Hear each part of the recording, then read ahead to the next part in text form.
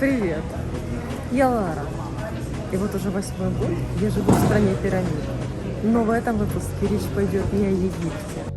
Я расскажу о флагманском авиаперевозчике государства, второй по величине компании в Африке, члене корпорации Star Alliance авиакомпании EgyptAir.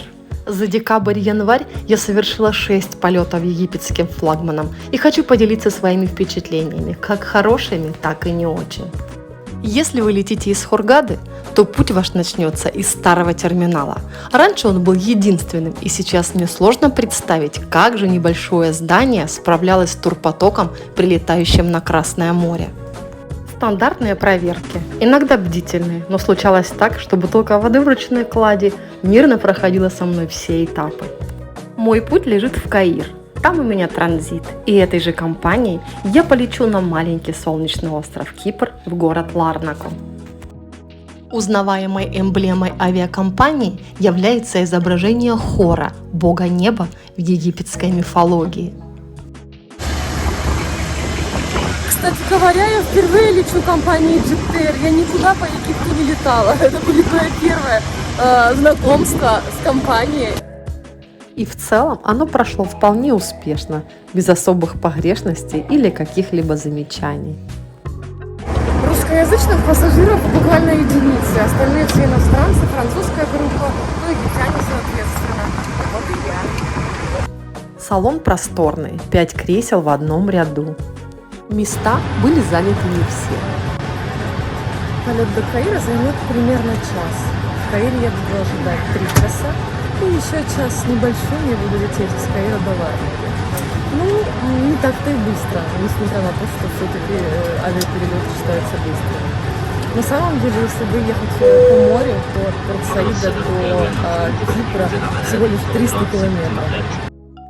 Традиционный инструктаж по технике безопасности.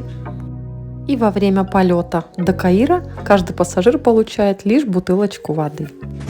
Ну, короче, в Каире прям все, зима. Еще не улетела из Египта, уже замерзла. Теперь у меня есть 3 часа на то, чтобы разобраться, что, где и как, и полюбоваться рассветом в окна аэропорта. Кстати, не ожидала, что в Каирском аэропорту так, как-то своеобразно. Никаких сотрудников, все спят еще, наверное. Никто не подсказать не может ничего. Еле нашла выход в интернациональный депарчер. Странно. Международный Каирский аэропорт является главным пересадочным пунктом многих авиакомпаний и считается основным хабом EgyptAir. Ну что сказать. Осталось совсем немного. У меня осталось всего 2 паспортных контроля. И на каждом, конечно, меня проверяют очень долго, потому что, во-первых, у меня 2 паспорта. Во-вторых, у меня есть все, и тест, и вакцинация, и, короче, много всего. Поэтому меня проверяют очень долго. Я прям чувствую себя каким-то этим, не знаю, засланным шпионом. Каир встречает красотой, там восходит солнышко, а там красиво. Ну что, сейчас Египет, будем прощаться через пару часиков. В 6 утра огромный аэропорт был практически пустой. Очень странно, что в таком большом пересадочном пункте очень мало указателей, и человек без опыта и знания языка может просто потеряться или опоздать на следующий рейс. А еще слышала, что невеста в свадебном платье может лететь бесплатно. Не знаю, насколько это верно, но девушка очень порадовала. Бесконечно длинные переходы, никаких указателей и намеков на то, где находится нужный гейт. Хорошо, что у меня было время в запасе, и я знала, куда примерно мне нужно идти. Зона фудкорта оказалась очень большая, но вот кафе и рестораны работали не все. Возможно, потому что было слишком рано, но говорят, что до пандемии здесь было все намного роскошней, энергичней и активней. Пролетело время ожидания, и я снова в самолете авиакомпании EgyptAir. На международных рейсах пассажиров кормят. Несмотря на то, что полет был чуть больше часа, я получила свой ланчбокс. Давайте же посмотрим, что он включает. Уже знакомая нам с первого полета бутылочка воды, сок, маленький сладкий кекс и 2 сэндвича. Один с ветчиной, второй с сыром. Не скажу, что это было очень вкусно, но в целом вполне съедобно. У меня пока нет опыта полетов с компаниями, где на борту дают деликатесы. В основном питание практически везде одинаковое.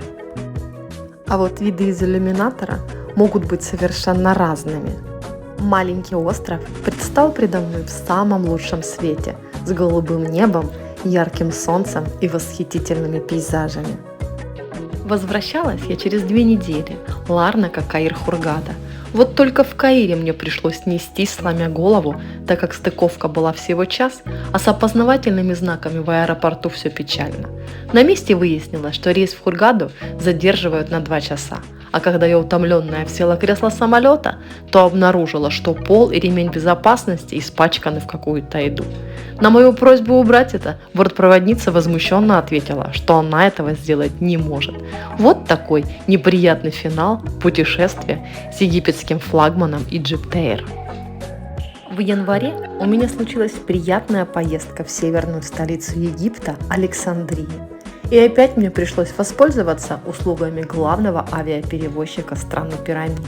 К сожалению, в этом путешествии без неприятных сюрпризов тоже не обошлось. В этот раз поездка с EgyptAir несказанно порадовала. Мало того, что салон самолета был полупустой, все было тихо, быстро, четко и хорошо. Ну, не считая того, что самолет опять задержался на 40 минут. Непунктуальность – это большой недостаток египетской системы в целом, но главная проблема возникла еще до того, как я попала на борт. У меня были куплены билеты в 2 стороны, и с этим учетом я забронировала отель. За сутки до вылета я получила имейл о том, что обратный рейс Александрия-Хургада отменен. Дозвониться на горячую линию не получилось, и мне пришлось ехать в офис EgyptAir, где сотрудник развел руками и сказал, что ничем не может мне помочь, но я могу воспользоваться этим билетом в любой другой день в течение года. На мои возмущения нашлись еще 2 варианта. Лететь в Хургаду из Каира, а на секундочку расстояние от Александрии до столичного аэропорта более 200 километров, или продлять себе отель и ждать следующего нужного рейса. Ни один из этих вариантов меня не устроил, и лишь когда я потеряла терпение, начала скандалить и потребовала менеджера, он смог найти оптимальное решение. Мой билет был заменен на рейс Каир-Хургада и предоставлен бесплатный трансфер из Александрии до Каирского аэропорта. Почему не могли это сделать сразу, я не знаю. Мне нужно было тратить нервы, ругаться, и лишь после этого все пошло как надо. Но уже к самому полету претензий у меня не возникло. В завершении могу лишь дать совет. Если вы решились на путешествие с EgyptAir, то будьте готовы к любым неожиданностям